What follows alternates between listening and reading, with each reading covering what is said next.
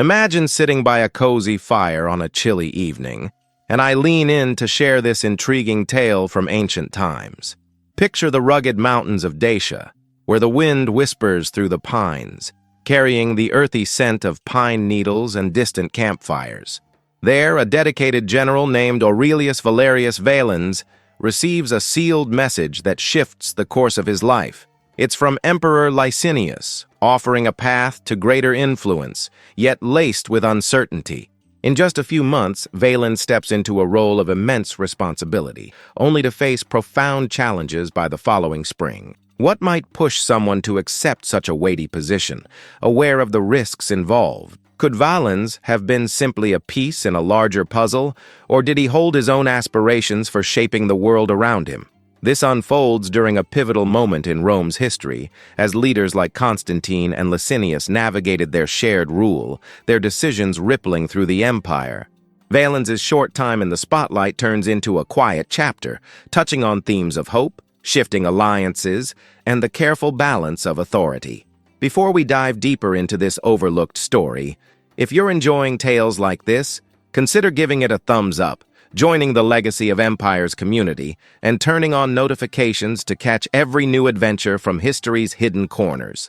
Picture a man standing at the edge of the known world, where the Roman Empire met the untamed wilderness. This wasn't the marble-columned splendor of Rome or the bustling markets of Constantinople. This was the frontier, cold, dangerous, and unforgiving. Aurelius Valerius Valens wasn't born into silk and senatorial privilege. He didn't grow up in palatial halls where emperors were made. Instead, he rose through the ranks the hard way, commanding troops along Rome's most challenging border. The title they gave him was Dux Limitis, which sounds grand in Latin, but really just meant he was the man responsible for keeping the barbarians out and the empire safe. It was a job that required equal parts courage, cunning, and an ability to make life-or-death decisions when no one else was around to help. The land he defended was Dacia, a region that stretched across what we now call Romania and beyond. Imagine the Carpathian Mountains rising like jagged teeth against the sky, their slopes covered in dense forests where wolves howled at night. The wind that swept down from those peaks could cut through even the thickest military cloak. Here, Roman soldiers built their forts and watched the horizon, always wondering when the next raid might come. Valens knew this land intimately. He understood how to read the tracks in the snow, how to position his men so they could hold a valley against superior numbers, and most importantly, how to earn the loyalty of soldiers who knew that their commander's decisions meant the difference between going home or being buried in foreign soil. This wasn't the glamorous warfare of triumphant parades. This was the grinding, daily work of keeping an empire's borders intact. But being a good soldier and being loyal to the empire were two different things, and in the year 316, Valens found himself caught between them. The empire at this time wasn't the unified powerhouse it had once been. Two men claimed to rule the Roman world: Constantine, whose name would echo through history, and Licinius, his rival and sometime partner. These weren't just politicians disagreeing over policy. These were titans whose armies clashed in fields that ran red with the blood of thousands. The stakes couldn't have been higher. Whoever won would control the destiny of the entire Mediterranean world. On the 8th of October, 316, something happened that changed everything for Valens. At a place called Sibyllae, Constantine's forces smashed into Licinius's army with devastating force. The battle was fierce and costly, and when the dust settled, Licinius was in full retreat. He'd lost not just men, but momentum, prestige, and worst of all, the appearance of invincibility that kept ambitious generals in line. Licinius fell back to Thrace, gathering what forces he could, and that's when he thought of Valens. He needed someone he could trust, someone who knew how to fight, who commanded respect, and who hadn't been corrupted by the politics of the imperial court. The frontier general from Dacia fit the bill perfectly. When the message arrived at Valens's fort, calling him to Adrianople, where Licinius was regrouping, the soldier must have known something significant was about to happen. You don't get summoned by a desperate emperor without your life changing in some fundamental way. But even Valens, who'd faced down barbarian raiders and survived countless frontier skirmishes, couldn't have imagined what Licinius was about to offer him. The choice Licinius presented was both an honor and a curse disguised as opportunity. He wanted to make Valens an emperor, not the emperor, but a co-ruler, someone to stand beside him against Constantine's might. On the surface, this seemed like the ultimate reward for years of faithful service. A frontier commander elevated to wear the imperial purple? It was the kind of rise that seemed impossible. But Valens wasn't naive. He'd spent years in the military, watching how power worked, seeing what happened to men who got caught in the gears of imperial politics. He knew that accepting this honor meant painting a target on his back. Constantine wouldn't see another emperor as Licinius's right to appoint. He'd see it as an insult, a provocation, perhaps even a declaration that the peace between them was truly over. The soldier from Dacia stood at a crossroads that December. One path led back to his command, to the mountains and forests he knew, to a life of relative obscurity, but also relative safety. The other path led toward the very center of power, to a world of intrigue and danger where empires were won and lost, where today's honored guest could be tomorrow's executed traitor. What makes a man choose the crown when he knows it might be a death sentence? Was it ambition? That deep human hunger to be more than what we were born to be? Was it duty? The feeling that when your emperor calls, a soldier answers? Or was it something else entirely, a gambler's instinct that maybe, just maybe, he could survive the coming storm? We'll never know exactly what thoughts ran through Valens's mind in those crucial moments, but we know what he chose. The frontier general accepted the purple, stepping from the shadows of history into its blinding spotlight, if only for a brief, dangerous moment. The mountains of Dacia would have to find another defender. Valens's war was about to become much bigger than barbarians at the gates. December in the year 316 arrived with a chill that had nothing to do with the weather.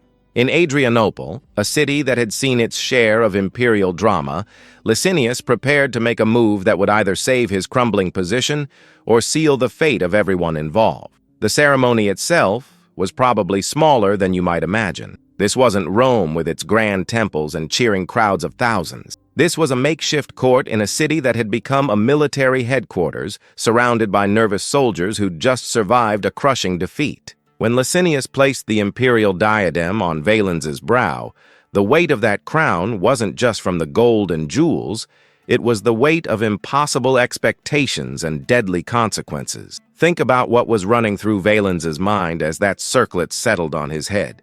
Just months ago, he'd been a regional commander, worried about supply lines and border patrols. Now he was being proclaimed Augustus, not a junior partner with the lesser title of Caesar, but a full emperor with all the theoretical power that came with it. The coins that would soon be minted told that story clearly. They bore his image, his name, his claim to imperial authority. These weren't tokens of appreciation or honorary medals. In the Roman world, minting coins with someone's face was a declaration. This person rules here. But here's where the story gets really interesting, and where we have to read between the lines of history. Some of the written accounts from that time refer to Valens as a Caesar, suggesting he was just a junior emperor, a sort of apprentice to Licinius. Yet those coins, the ones minted in his name, tell a different story entirely. They proclaim him Augustus, placing him on equal footing with the other rulers of the Roman world. Why the contradiction? Well, think about who was writing the histories later on. These were often people living under Constantine's rule, or their successors. And Constantine had very specific ideas about how he wanted this period remembered. Downplaying Valens's actual status made Licinius look more desperate and foolish, made the whole episode seem like a pathetic gambit rather than a serious challenge to Constantine's supremacy. But those coins don't lie. You can't easily rewrite metal that's been struck and distributed across an empire. The numismatic evidence, that's the fancy term for what coins tell us, reveals that Licinius actually gave Valens real significant authority, at least on paper, at least in theory. The whispers, though, told a harsher truth. In the camps, in the corridors, in the quiet moments when soldiers and officials thought no one important was listening, people talked. They called Valens a puppet, a stand-in, a convenient body to place between Licinius and Constantine's fury. And they weren't entirely wrong. Here's the brutal political calculus that Licinius was making. Constantine had just proved himself the superior general. His forces had won decisively at Cibalae, and everyone knew that if the war continued, Licinius was fighting from a position of weakness. But in the complex dance of Roman imperial politics, having multiple emperors wasn't unusual. It was actually the norm for much of this period. The empire had been divided before, ruled by pairs or groups of men who theoretically worked together. By elevating Valens, Licinius was doing several things at once. First, he was securing the loyalty of a competent general by giving him the ultimate reward. Second, he was sending a message to Constantine. I still have the power to make emperors. I'm not finished yet. Third, and perhaps most cynically, he was creating a buffer. If Constantine's rage needed a target, maybe it would be Valens rather than Licinius himself. Imagine being Valens in this situation. You're standing there in your new imperial robes, probably feeling the fabric, finer than anything you've worn in your life. The purple dye used for imperial clothing came from thousands of tiny sea snails, each producing just a drop of the precious color. Your entire outfit represented more wealth than most people would see in a lifetime, but that beauty came with a price tag that had nothing to do with money. Every person who bowed before you was calculating their own survival. Every smile was measured. Every word of congratulations carried an unspoken question. How long will you last? Because everyone in that room understood the reality. This wasn't really about Valens becoming emperor. This was about Licinius buying time, trying to reorganize his forces, attempting to present a united front that might give Constantine pause. The pomp and ceremony continued, as it had to. There were probably sacrifices to the gods, though by this time Christianity was making serious inroads in the empire, and religious observance was becoming complicated. There were oaths of loyalty, proclamations sent to distant provinces, official documents that needed to bear the new emperor's seal. All the machinery of imperial legitimacy ground into motion. But beneath all that pageantry, the truth was inescapable. Valens hadn't been chosen because he was the best man for the job, or because he had a legitimate claim to rule. He'd been chosen because he was available, loyal, and useful. He was a tool in someone else's strategy. This raises a question that echoes across the centuries. When does honor become a trap? Throughout history, ambitious people have reached for power only to find that it destroyed them. The crown that seems to promise everything can actually take everything away. Valens must have known this on some level. He was a soldier, not a fool, but the human heart wants what it wants, and the human mind can convince itself of almost anything when the prize seems great enough. Maybe Valens told himself he could make it work. Maybe he believed that if he served well enough, fought hard enough, proved himself valuable enough, both Licinius and Constantine would accept his position. Maybe he thought he could be the peacemaker, the bridge between two warring emperors. Or maybe he simply made the same calculation countless others have made throughout history. The chance at greatness, however slim, was worth the risk. What's fascinating is how this moment connects to patterns we still see today. How often do people accept positions of power that come with impossible expectations? How many times have we watched someone take on a role that seems prestigious, but is actually poisoned from the start? The names and titles change across the centuries, but the human dynamics remain remarkably similar. The coins kept being minted. Valens's face, probably not a perfect likeness, but close enough, was stamped onto silver and gold. These coins spread across the provinces controlled by Licinius, changing hands in markets, paying soldiers, collecting in treasuries. Each one was a small declaration of legitimacy, a physical argument that this man deserved to be called Augustus. But Constantine, holding court in his own territories, would have seen those coins differently. Each one was an insult, a challenge, a reminder that Licinius still thought he could act independently. Constantine hadn't crushed his rival at Cibalae just to have him immediately create a new co-emperor without consultation. The message was clear. This wouldn't stand. As that December turned toward the new year, Valens wore his crown and played his part. He probably gave orders, received ambassadors, and did all the things emperors were supposed to do. But he must have known, in the quiet moments, in the early morning before the court assembled or late at night when the advisors had gone, that his reign was built on sand. The honor had been given. The death sentence, though not yet pronounced, was already being written. There are moments in history when you can feel destiny tightening like a noose, and for Valens, the winter of 316 to 317 must have felt exactly like that. Across the empire, in his own territories, Constantine received word of what Licinius had done, and if anyone thought the Western emperor would simply accept this new arrangement, they were about to be proven very, very wrong. Constantine wasn't just any emperor. By this point in his career, he'd built a reputation as someone you didn't cross lightly. He'd fought his way to power through a series of conflicts that had tested both his military genius and his political cunning. He'd never lost a major battle.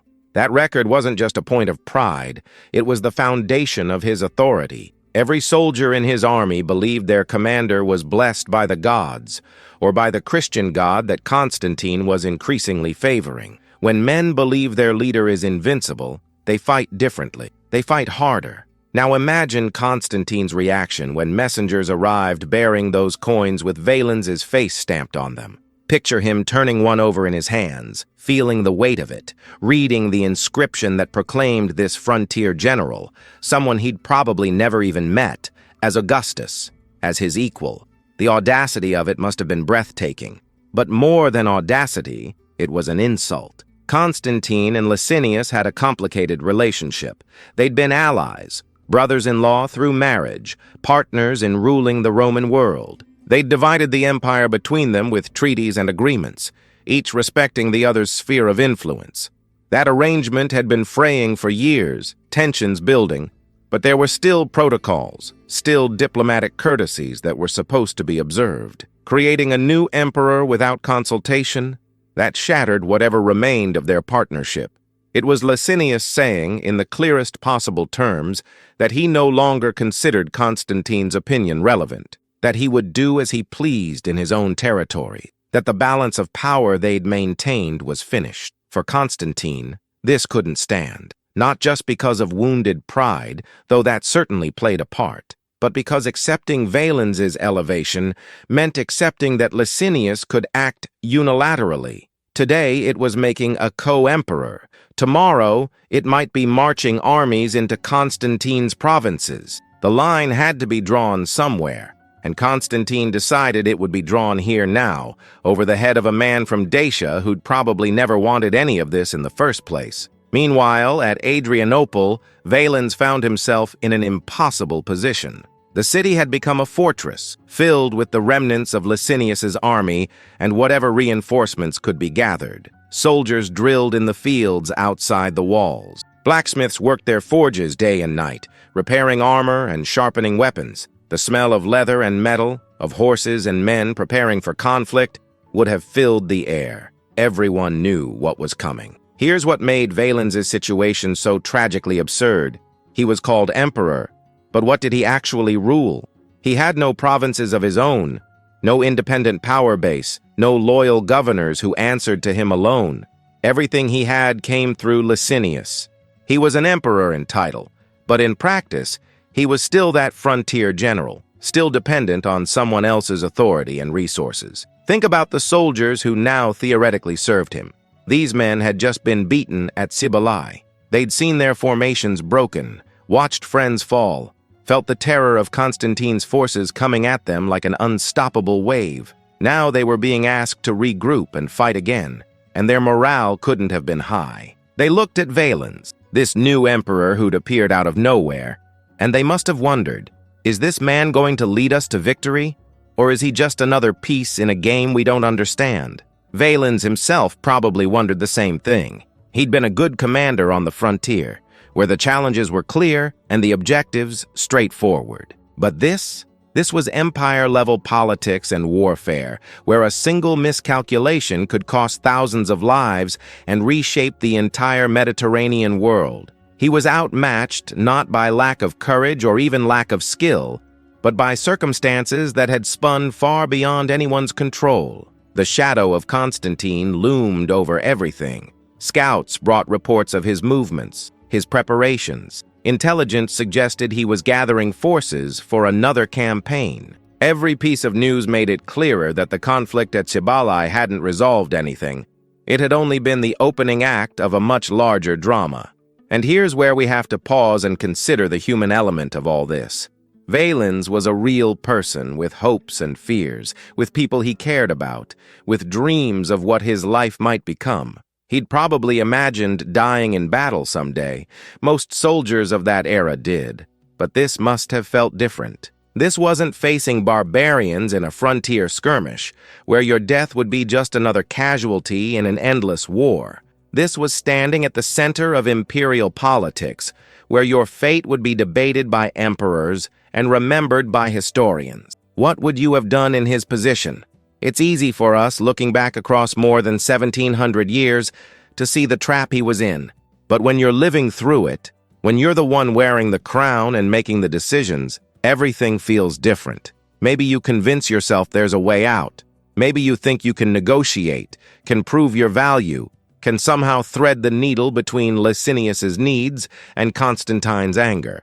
Or maybe you realize that you're caught in forces too large to resist, and the only choice left is how you'll face what's coming. Will you try to flee? Impossible. Where would an emperor run? Will you fight? Against Constantine's undefeated legions. Will you surrender? And if so, to whom? And under what terms? The winter days grew shorter. In Adrianople, the preparations continued. Licinius planned his strategy, trying to figure out how to turn his defeat into victory, how to use his new co-emperor to rally support, how to present a unified front that might give Constantine pause. But everyone who understood military realities knew they were preparing for a desperate gamble, not a confident campaign. Valens stood at that precipice the document mentions, and it's such a perfect metaphor. Below him, invisible but inevitable, was a fall that would erase him from history's main stage. Around him, the machinery of imperial power ground forward, using him as a component in its workings, not caring about his individual fate any more than it cared about any single soldier in the ranks. This is one of those moments where the personal and the political collide with such force that you can't separate them. On the political level, this was about power, territory, and the future shape of the Roman Empire. On the personal level, it was about a man who'd been given everything and nothing simultaneously, a crown without a kingdom, authority without power, honor without safety. If you're finding this story as compelling as we are, take a moment to let us know what you think. What would you have done in Valens's place? Would you have accepted that crown in the first place, knowing the danger? Or would you have stayed on the frontier, content with obscurity but alive? Drop your thoughts in the comments below. We love hearing how you'd handle these impossible historical dilemmas. And if you're gripped by this tale of ambition and consequence, like the video and share it with fellow history lovers. Subscribe to Legacy of Empires for more untold sagas where we explore the human stories behind the grand sweep of history. As winter turned toward spring, everyone in Adrianople knew that Constantine wouldn't wait much longer. The shadow that had been looming was about to become terrifyingly real, and Valens, the emperor without an empire, would soon discover exactly what his crown was worth. The first months of the year, 317, arrived with a cold that seemed to seep into everything. In Adrianople, Valens must have felt time slipping through his fingers like water. Every day brought new reports from scouts, each one painting a clearer picture of what was coming. Constantine wasn't just preparing for another battle. He was assembling a force meant to end this conflict once and for all. Think about what those winter weeks must have been like for everyone involved. Soldiers on both sides knew they'd soon be facing each other again, and the memory of Cibalae was still fresh. The wounded from that earlier battle were still recovering, some of them bearing scars they'd carry for the rest of their lives. The dead had been buried, but their absence haunted the camps. Now those same armies were being rebuilt, reinforced, prepared to clash again. Licinius worked desperately to strengthen his position. Messages flew back and forth across his territories, calling in every favor, demanding every available soldier. The cities under his control sent supplies, grain for the troops, iron for weapons, leather for armor. The logistics alone were staggering. An ancient army didn't just appear on the battlefield ready to fight. It took thousands of people working behind the scenes, craftsmen and farmers and merchants, all contributing to the war machine. And Valens? He was caught in a strange limbo. Officially an emperor, he likely had some role in these preparations. Perhaps he reviewed troops, gave speeches meant to boost morale, consulted with officers about strategy.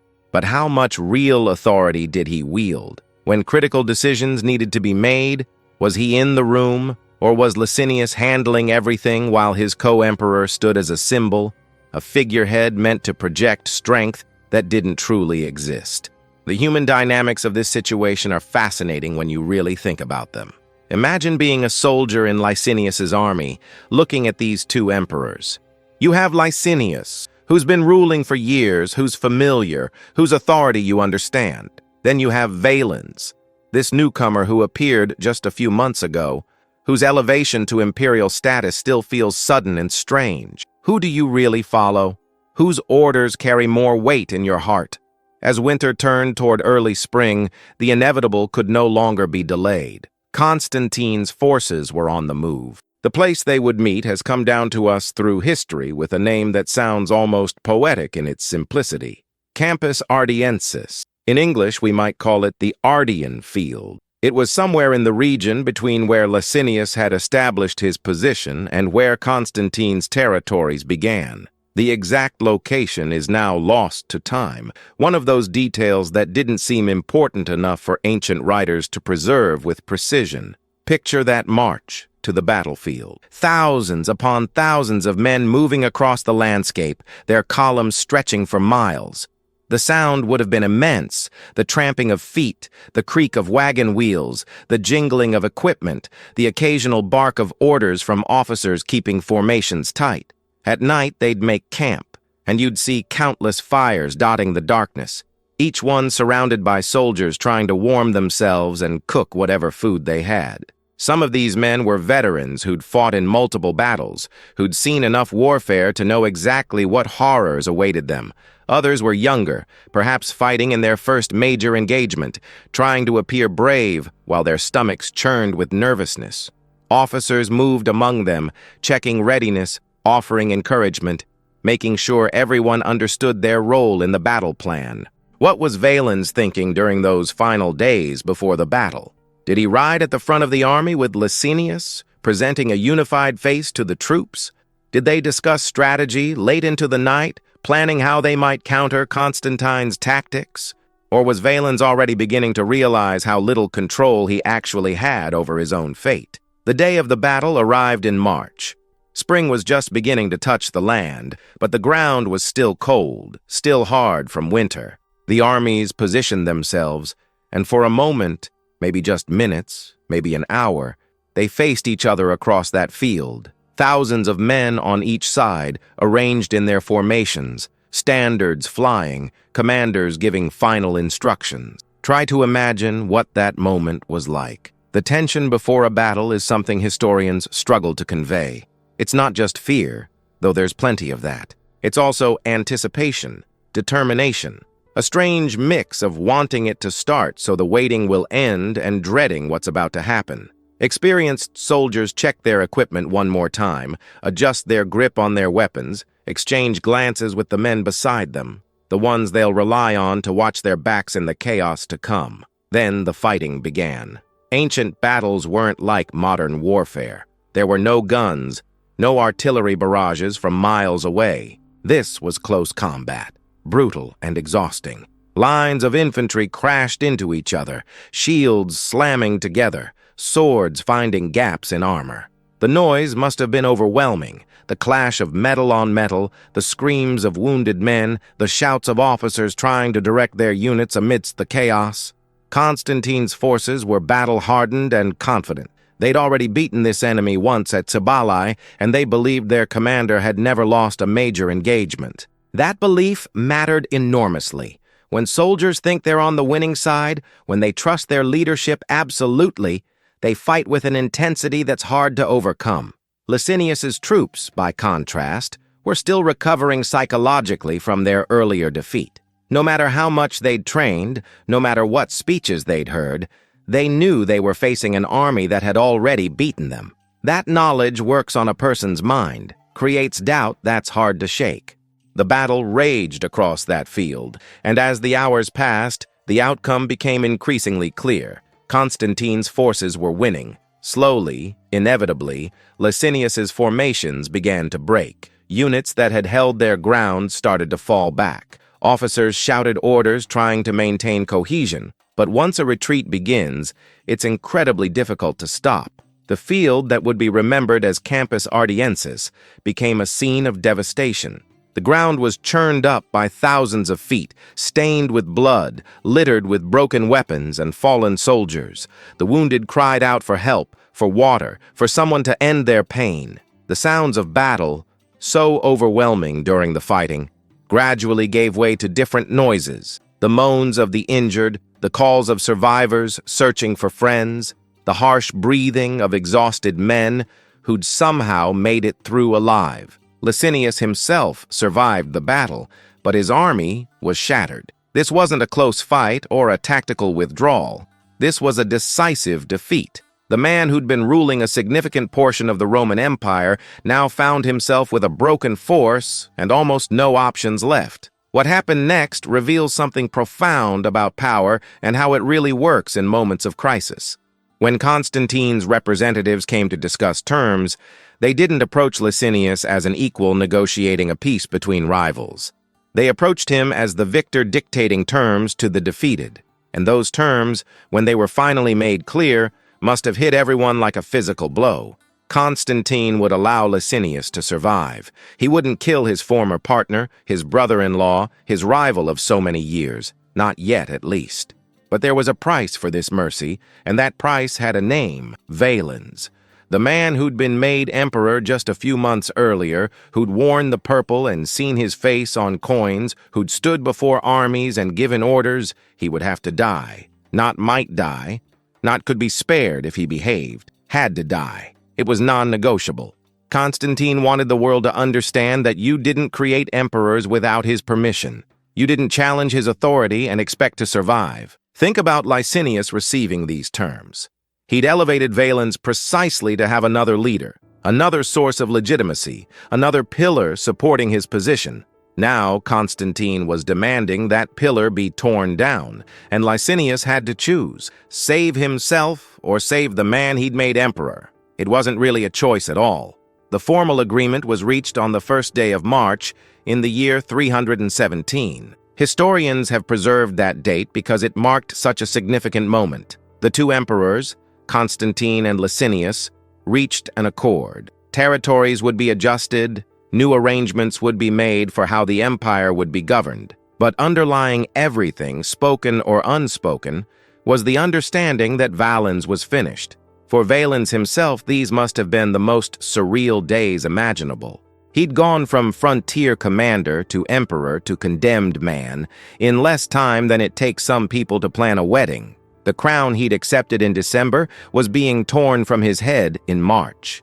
The honor that had seemed like the pinnacle of achievement had become his death sentence. Did Licinius explain personally? Did he look Valens in the eye and tell him what had to happen? Or did messengers and subordinates handle that conversation, everyone too uncomfortable to face the man they were betraying?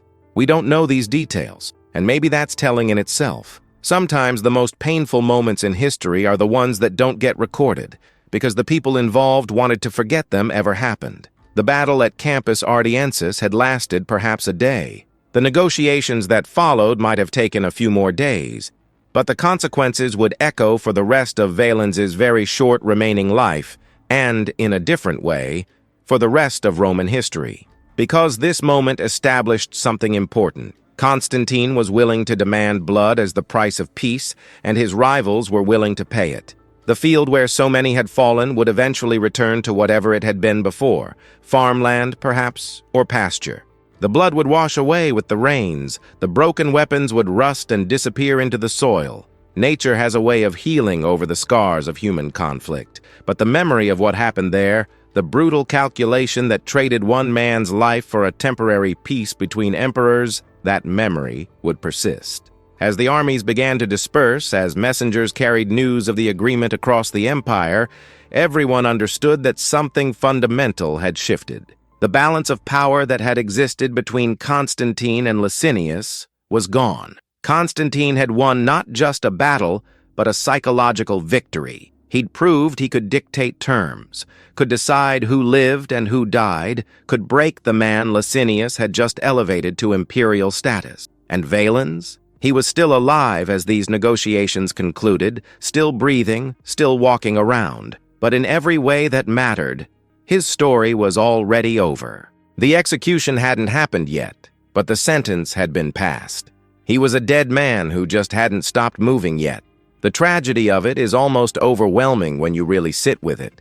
A capable officer who'd served faithfully on the frontier, who'd done his duty and commanded respect, had been pulled into the center of imperial politics and destroyed by forces he couldn't possibly control. He'd reached for something, whether it was ambition or duty or just the inability to refuse his emperor, and that reach had doomed him. The soldiers who'd fought at Campus Ardiensis would eventually return to their homes, those who survived. They'd carry with them memories of that day, stories they'd tell their families, scars both visible and invisible. Some would remember the moment their formation broke, the terror of knowing the battle was lost. Others would remember standing over fallen friends, the awful realization that someone they'd joked with that morning would never joke again. And somewhere in all those personal stories, in all that individual grief and trauma and survival, was the larger story that history would remember. The battle that doomed an emperor who was never truly an emperor at all, just a man who got caught in the wrong place at the wrong time with the wrong crown on his head. There's something deeply unsettling about knowing exactly when your life will end. Most of us go through our days with the comforting illusion that tomorrow will come, that we have time, that death is something distant and abstract. Valens didn't have that luxury. In those final days of his life, he knew with absolute certainty that his time was measured in hours, not years. The agreement had been reached. Constantine and Licinius had made their peace, at least for now, and the price had been set. Valens would die. Not eventually, not if things went wrong, but soon, deliberately, as part of the terms that would allow Licinius to keep breathing. Think about what that knowledge does to a person. How do you spend your last days when you know they're your last days? Do you rage against the injustice of it? Do you make peace with your fate? Do you try to find some meaning in what's happening, some way to make sense of the senseless? We don't have Valens' own words about this. No diary survived, no letters to loved ones that made it through the centuries. What we have instead is the cold historical record.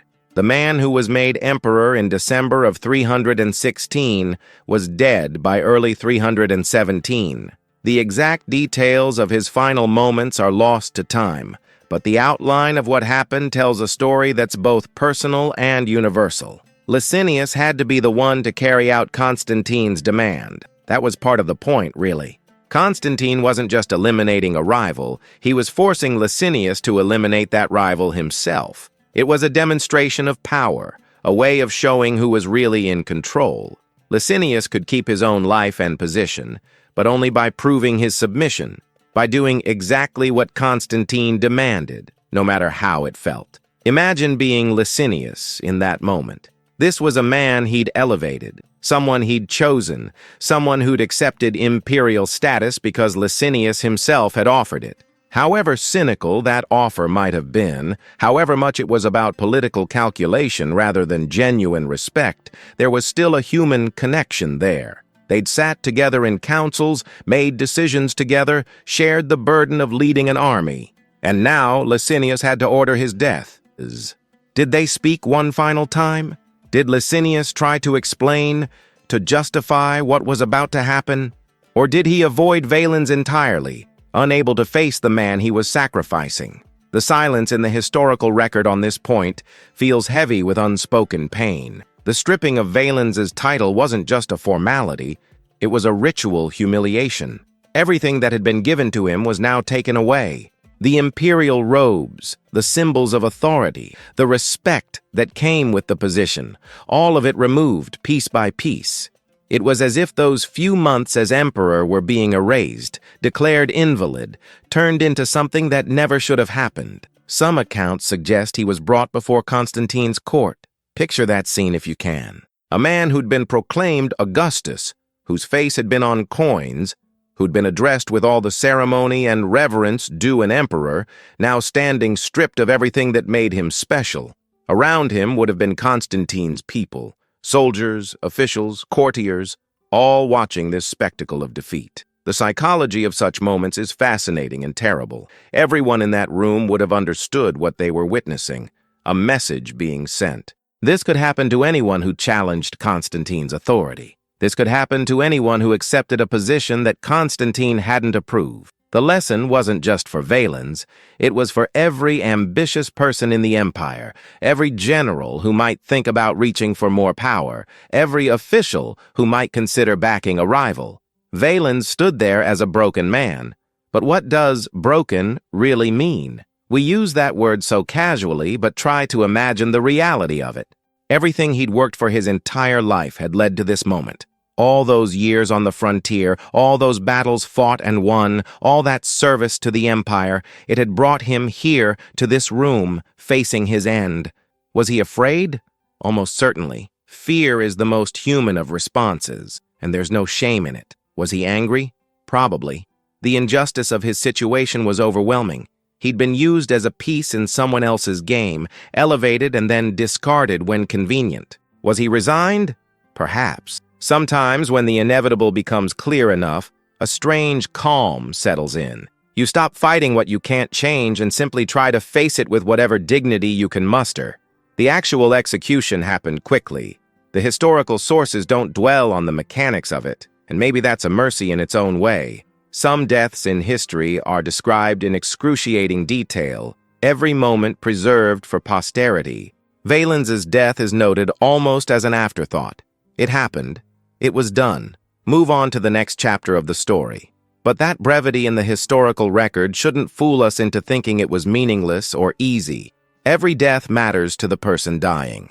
Every execution, no matter how quick, is a moment of profound significance to the human being experiencing it. Valens's last moments were his own, filled with whatever thoughts and feelings and memories came to him in those final seconds. When it was over, when Valens was gone, the machinery of empire continued without pause. Messages were sent across the provinces announcing the resolution of the conflict. Coins that bore Valens's image were gradually withdrawn from circulation, melted down, turned into new currency bearing the faces of emperors who'd survived. Documents that mentioned him were updated or destroyed. The official version of history began to take shape, and in that version, Valens was barely a footnote. This is where things get really interesting from a historical perspective. How do you remember someone like Valens? Was he a traitor who tried to challenge legitimate authority? That's certainly how Constantine would have wanted him remembered if he was remembered at all. Was he a fool who reached beyond his capabilities, a frontier officer who should have stayed in his lane? That's what some historians suggested, with the implied moral that ambition beyond one's station leads to disaster. Or was he something else entirely? A soldier who found himself in an impossible situation, who made the best choices he could with the information and options available to him, who was ultimately destroyed not by his own failures, but by forces too large for any individual to resist? The truth is probably more complex than any single interpretation. Human beings usually are. We contain contradictions. We're brave and afraid, ambitious and hesitant, noble and flawed all at once. Valens was all of these things, just as we all are. What makes his story resonate across the centuries is how recognizable it is, even though the specific circumstances are so different from our modern world. How many people today find themselves caught up in forces beyond their control? How many accept positions or opportunities that seem amazing at first, but turn out to be traps? How many discover too late that the people they trusted were using them for purposes they didn't fully understand? The scale is different. Most of us aren't emperors, aren't commanding armies, aren't dealing with life-and-death political struggles. But the emotional reality, the human experience of being used and discarded, of reaching for something and having it destroy you, that's timeless. There's something worth pausing on here. Valens's legacy was deliberately erased, but it wasn't completely erased. We're talking about him now, more than 1,700 years later. His name survived. His story, however fragmentary, made it through the centuries. The coins that were supposed to be destroyed, some survived, discovered by archaeologists, preserved in museum collections, physical proof that he existed and ruled, however briefly. History tried to forget Valens, but it couldn't quite manage it. And that says something important about truth and memory. You can't completely erase a person who existed, who lived, who made choices and had an impact on the world. The official version of history might downplay him or ignore him, but the reality of his existence persists, waiting for someone to notice, to ask questions, to wonder about the human being behind the sparse historical facts. What would Valens himself have wanted us to know? If he could have left a message, what would it have been? We'll never know, of course. But maybe it's enough to acknowledge that he existed, that he mattered, that his life and death meant something, even if that meaning is complicated and uncomfortable.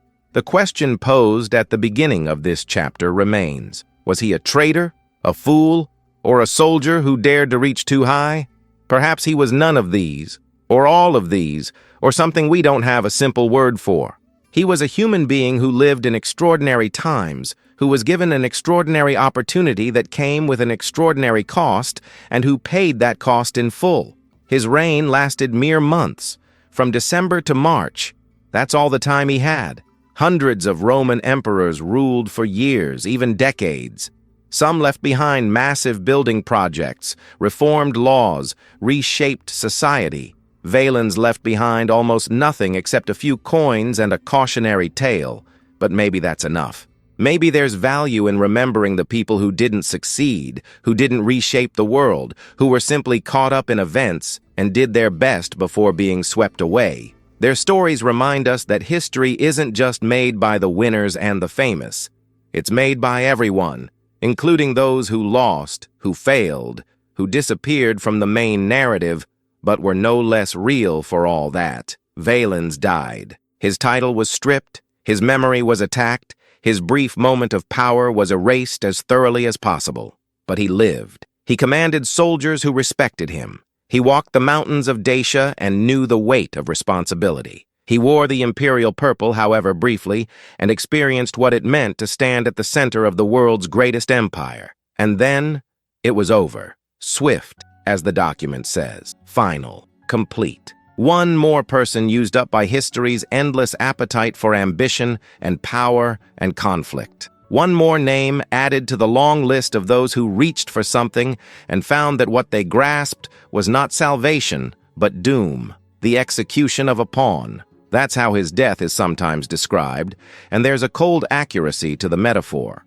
In chess, pawns are sacrificed to protect more valuable pieces, to gain positional advantage, to achieve strategic goals.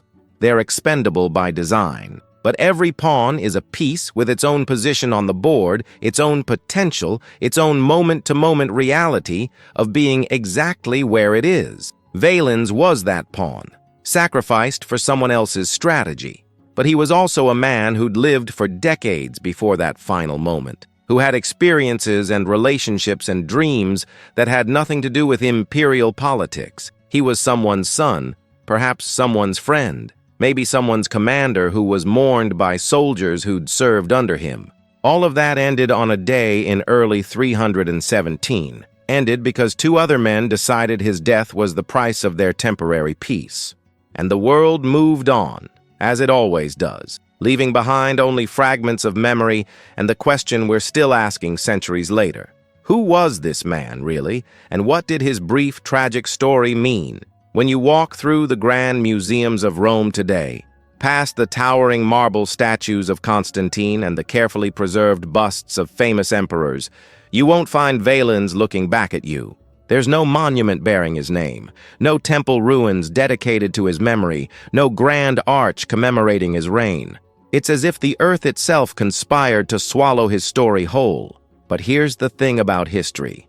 It never truly forgets. It can't.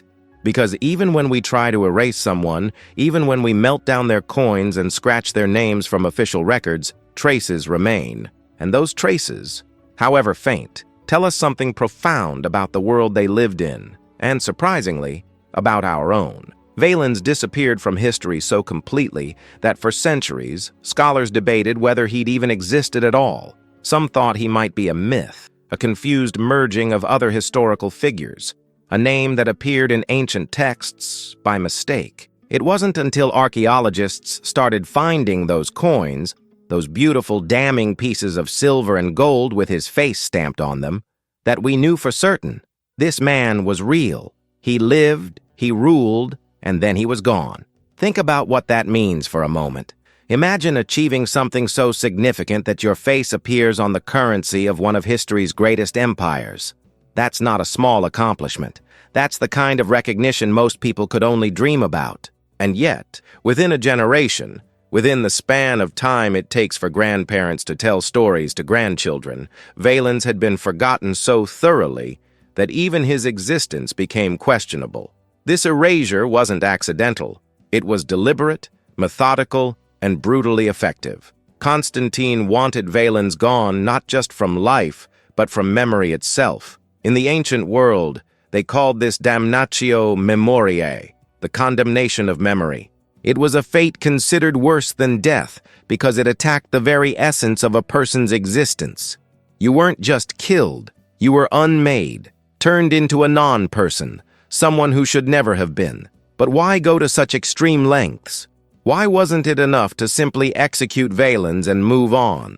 The answer reveals something crucial about how power worked in the Roman world, and honestly, how it still works today in many ways. When Licinius made Valens emperor, he was making a statement. He was saying, in effect, I still have authority. I can still create emperors. I'm not finished yet, Constantine. Every coin minted with Valens's face was a declaration of Licinius's continued relevance, his ongoing power, his refusal to accept subordinate status. Constantine understood this immediately, and his response wasn't just about eliminating a rival. It was about erasing the very idea that Licinius could act independently. By forcing not just Valens's death, but his total erasure from history, Constantine was sending a message that would echo through time. Challenge me, and you'll be removed not just from the present, but from the past and future as well. The psychological warfare at play here is extraordinary. Think about what it means to know that if you fail, if you lose, your name will be struck from every record, your image destroyed, your very existence questioned by future generations. That's not just a threat to your life. It's a threat to your soul, to the fundamental human need to be remembered, to matter, to have your existence acknowledged. And yet, despite all of Constantine's efforts, despite the systematic destruction of records and the melting of coins, despite the rewriting of histories by scholars who lived under Constantine's rule and his successors, Valens survived. Not physically, of course. That poor man died in early 317, probably without understanding that he'd become the focal point of such cosmic forces. But his memory survived, fragmentary and contested, but undeniably real. Those coins that archaeologists found centuries later, buried in the earth or hidden in forgotten hoards, they're more than just metal. They're acts of resistance against oblivion. Every one that survived is proof that you can't completely erase someone who truly existed. Reality has a stubborn way of asserting itself, no matter how many powerful people want to rewrite it. Here's where Valens's story connects to something larger, something that goes beyond ancient Rome and touches on universal human experiences. How many people throughout history have been erased or nearly erased? How many stories have been deliberately suppressed because they were inconvenient to those in power? How many times have the winners written the history books and decided who gets remembered and who gets forgotten? Valens represents all of those forgotten people. He stands in for every person who was used and discarded, every individual who reached for something and found it turned to ashes in their hands. Every human being who discovered too late that they were a piece in someone else's game, rather than a player with agency of their own. But there's something almost beautiful in the incompleteness of what we know about him. We have the broad strokes: frontier commander, elevated to emperor, caught between greater forces, executed and erased. We have those coins with his face, giving us a physical connection across 17 centuries. We have the sparse mentions in historical texts, usually dismissive or confused or contradictory. What we don't have are his own words, his own thoughts, his own understanding of what was happening to him. We don't know what he said when Licinius offered him the imperial title. We don't know how he felt standing on that battlefield, watching Constantine's forces advance.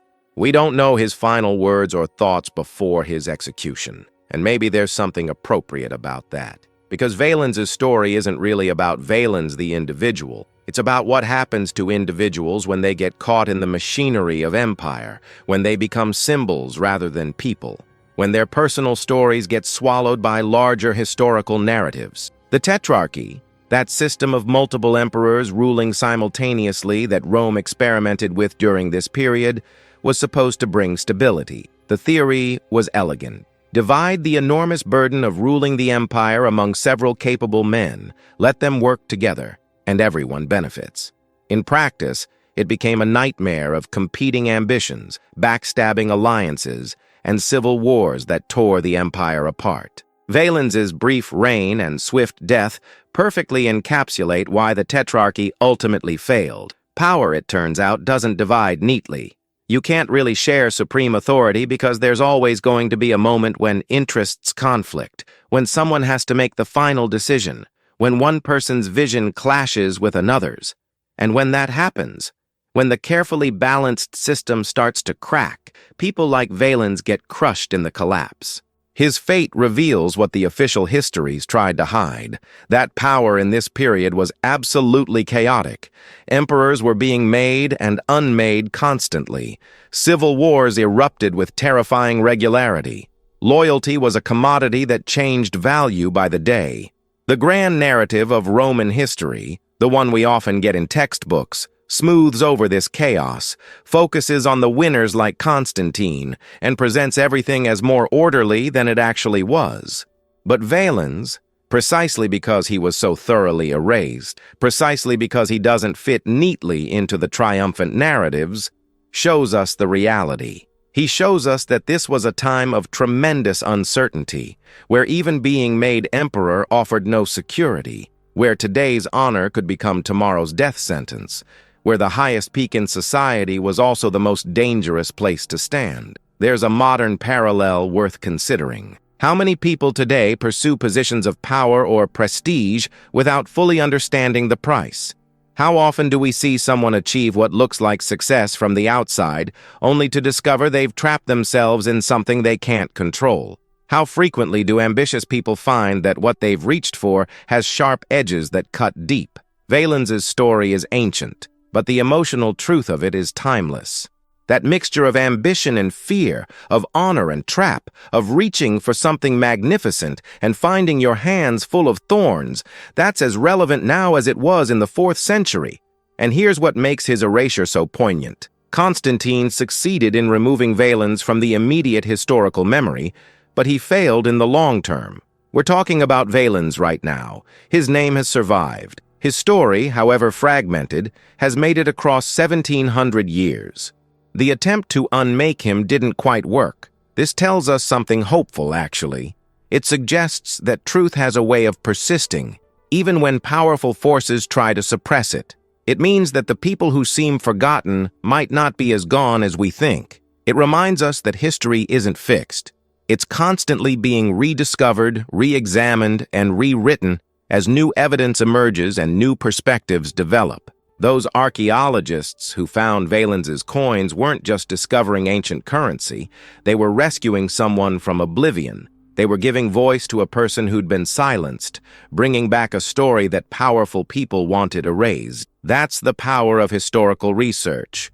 It resurrects the dead, not literally, but in terms of memory and recognition and the acknowledgement that these people existed and mattered. If you could speak to Valens now, across the vast distance of time, what would you say? Would you tell him that his brief reign wasn't meaningless, that it revealed important truths about power and humanity? Would you let him know that despite everything, despite the execution and the erasure and the deliberate forgetting, he survived in a way that people in a future he couldn't imagine would talk about him, wonder about him, feel the tragedy of his story? Or would you warn him, if you could, reach back through time to refuse Licinius's offer, to stay on the frontier where he was valued and relatively safe, to avoid the trap of imperial ambition? Would you tell him that some crowns aren't worth reaching for, that some honors are really curses in disguise? We can't, of course. Valens made his choice in December of 316, and nothing we say or think 17 centuries later can change that. But we can learn from his choice. We can recognize the pattern he fell into and watch for it in our own lives and in the lives of people around us. The echoes of this forgotten emperor ripple forward through time in unexpected ways. Every person who's been erased from history and partially recovered. Every individual who's been used as a pawn in someone else's game. Every story that the powerful tried to suppress but couldn't quite eliminate completely. Valens stands for all of them, a symbol of both the cruelty of power and the stubborn persistence of truth. His whisper in the storm of Rome's transformation, because this wasn't really Rome's fall yet, but rather its transformation from the classical empire into something new, tells us that even the quietest voices can be heard if someone's willing to listen carefully enough. Even the most thoroughly erased people leave traces. Even the briefest reigns matter to the people who lived them. The dark truth that Valens's fate reveals isn't just about the Tetrarchy or about Roman politics specifically. It's about the nature of power itself, in any era. Power is fleeting. We see that in how quickly Valens rose and fell. Loyalty means nothing when survival is at stake. We see that in how readily Licinius sacrificed him. The game of empires, or the game of any high-stakes competition for authority, treats human beings as expendable. We see that in how casually Valens's life was traded for a temporary peace. These aren't comfortable truths. They don't inspire confidence in human nature or in the systems we create. But they're important truths nevertheless, because understanding how power works, how it corrupts, how it uses and discards people, is essential if we want to create better systems, make better choices, protect ourselves and others from similar fates. Valens died, but his story lives on, teaching lessons he probably never intended to teach, revealing truths he might never have fully understood. The emperor who ruled for months and was meant to be forgotten forever has become, in his own way, immortal, not through great achievements or lasting monuments, but through the very act of being erased and then slowly, painstakingly, being remembered again. That's the final echo of this forgotten emperor. The reminder that erasure is never quite complete, that memory is more resilient than power, and that 1700 years later, someone will still care enough to ask who you were and what happened to you and why your story matters. In a world that seemed determined to unmake him, Valens has been, in a small but significant way, remade by history itself. So here we are, at the end of Valens's story, and what are we left with? A name that faded into the shadows of history, a reign that lasted mere months, a life that ended in a way that was meant to erase him completely. And yet, his tragedy endures. It persists, not because he won any great battles or reformed any laws or left behind magnificent buildings that tourists visit today. It endures because it touches something universal, something that resonates across the centuries. Valens's story reminds us of something we often forget when we read about emperors and generals and the grand sweep of history. Even the pawns have dreams. Even the people who get used and discarded by greater forces. Even the individuals who seem like mere footnotes in someone else's story. They had hopes, fears, ambitions, moments of joy and terror, and everything in between. Think about that for a second. When Valens was a young man, maybe serving his first tour on the frontier, he probably had dreams about his future. Maybe he imagined rising through the ranks, earning respect as a capable commander, perhaps retiring someday with honor and a modest pension. Maybe he dreamed of returning to wherever he came from, wherever home was for him, and living out his days in peace. Did he ever imagine in those early days that he'd wear the imperial purple? That his face would be stamped on coins circulated across half the known world? That his name would be spoken with reverence by soldiers and officials? Probably not. That kind of elevation seemed impossibly distant, reserved for men born into the right families or blessed with extraordinary luck. And yet it happened. The impossible became real. The frontier commander became an emperor. The dream that seemed too grand to even articulate out loud actually came true. But here's the heartbreaking part. Getting what you dream of doesn't always mean getting what you need. Sometimes the thing you reach for your entire life turns out to be the thing that destroys you. Valens got his crown, and it became his death sentence.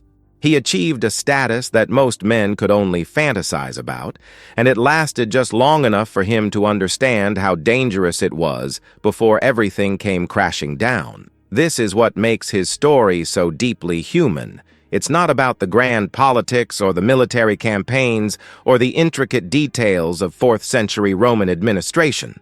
It's about a person who wanted something, who took a chance when it was offered, and who paid the ultimate price for that decision. That's a story we can all relate to on some level, even though none of us will ever face exactly those circumstances. How many men like Valens have been crushed by history?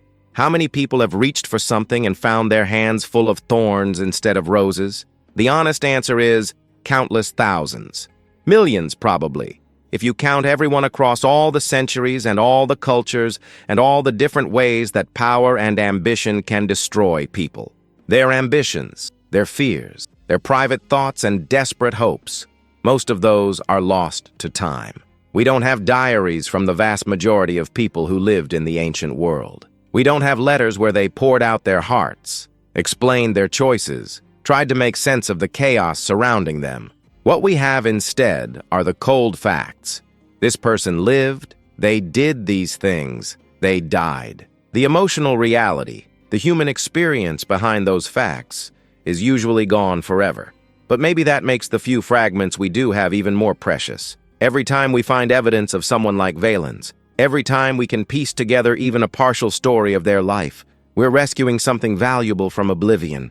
We're saying that their life mattered, that their choices and struggles and pain weren't meaningless, that they deserve to be remembered not for their glory, because most of them didn't achieve lasting glory, but for their humanity. There's something profound in that shift of perspective. We're so trained to focus on the winners, on the people who changed history in obvious ways, on the Constantines who founded new capitals and established dynasties. But the Valenses of history, the people who tried and failed, who were used and discarded, who dreamed big and lost everything, they're just as human.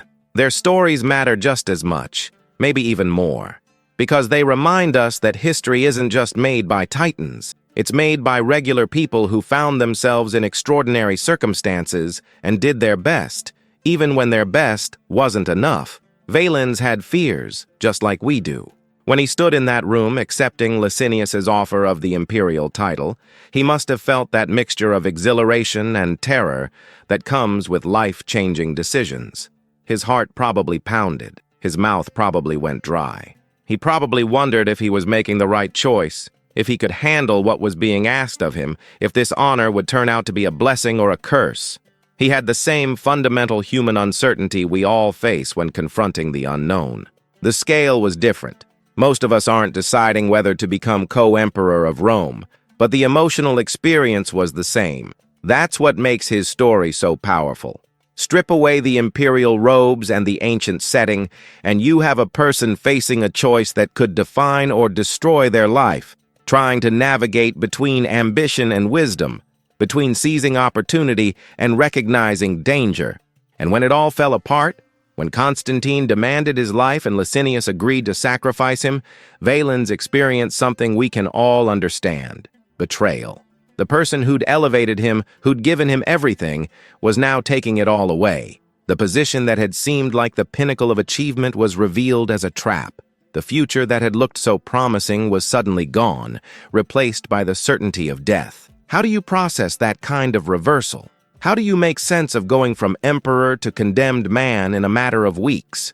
We don't know what Valens thought or felt in those final days, but we can imagine, and in imagining, we connect with him across the vast distance of 17 centuries. We recognize that whatever else he was, soldier, commander, briefly an emperor, he was fundamentally a human being like us, capable of the same hopes and fears and desperate attempts to understand a world that often makes no sense. Perhaps their stories matter most, not for their glory, but for their humanity. That's the real lesson here. We don't study Valens to learn about military tactics or political strategy, though those elements are part of his story. We study him because he was human, and being human means being vulnerable to forces beyond our control, to the ambitions and decisions of others, to the randomness of fate and circumstance. His humanity is what survived, ultimately. The imperial title was stripped away, the coins were melted down, the official records were destroyed or rewritten. But the essential human story, someone who tried, who dared, who failed, who died, that story couldn't be completely erased. It persisted in fragments, in whispers, in the occasional mention by ancient historians who couldn't quite forget him entirely. And now, here we are, in a world so different from his that he couldn't possibly have imagined it. We have technologies he would have considered magic. We have forms of government and society that would have been incomprehensible to a Roman of his era. And yet his story still resonates with us. We still feel the tragedy of his situation. We still recognize ourselves in his choices and his fate. That's the power of human stories. They transcend time and culture because the fundamental experiences, hope, fear, ambition, betrayal, courage, uncertainty, are universal. They're part of being human, whether you lived in the 4th century or the 21st, whether you were a Roman emperor or someone reading about Roman history 1700 years later. If this tale of ambition and betrayal moved you, if it made you think about the people history tried to forget, if it connected you to someone across the vast distance of time, then it's done what stories are meant to do. It's built a bridge between past and present, between one human experience and another. Take a moment and think about what struck you most in Valens's story. Was it the impossible choice he faced when Licinius offered him the imperial title? Was it the betrayal when that same emperor agreed to his execution? Was it the systematic erasure of his memory, or the fact that despite everything, fragments of his story survived? Whatever resonated with you, that's your personal connection to this ancient tragedy. And if you found value in uncovering this forgotten chapter of history, if you appreciate these untold dramas that reveal the human side of ancient events, then let's keep this conversation going. Share your thoughts below. Would you have accepted Valens's crown if you were in his position? Do you think he made the right choice, or should he have stayed on the frontier? What other forgotten figures from history would you like to explore? Stories like Valens's exist all throughout history, waiting to be rediscovered. Every era has its forgotten people, its pawns who had dreams, its individuals who were caught up in forces beyond their control. At Legacy of Empires, we're dedicated to finding these stories, to giving voice to the people who were silenced, to exploring the human dimensions of history rather than just the dates and battles and political treaties. The past lives again when we take the time to listen to these whispers across the centuries. When we acknowledge that the people who came before us were just as complex, just as real, just as worthy of being remembered as the famous names everyone knows. Every forgotten emperor, every erased official, every person who tried and failed, they all had lives that mattered, stories that deserved to be told. Valens's name faded, but his tragedy endures. And in that endurance, there's a kind of victory he probably never imagined. He wanted to be emperor, to matter, to leave his mark on history. He achieved that, just not in the way he expected.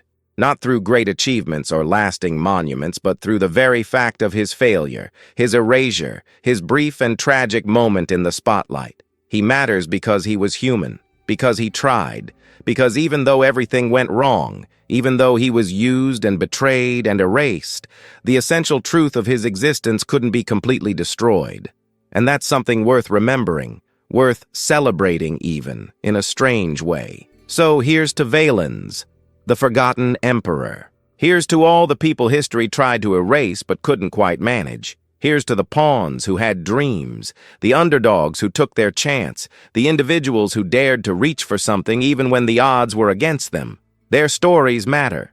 Their humanity matters. And as long as people are willing to dig through the fragments, to piece together the evidence, to imagine the lives behind the sparse historical records, these forgotten voices will continue to speak across the centuries, reminding us that we're all part of the same human story, connected by the experiences that make us who we are. The past lives again whenever we choose to listen, and in listening, we honor not just the famous and the powerful, but everyone who came before us, everyone who struggled and dreamed and tried to make sense of their place in an often bewildering world. That's the real legacy, not monuments or empires or military victories, but the simple recognition that we were here. We mattered, and our stories deserve to be told.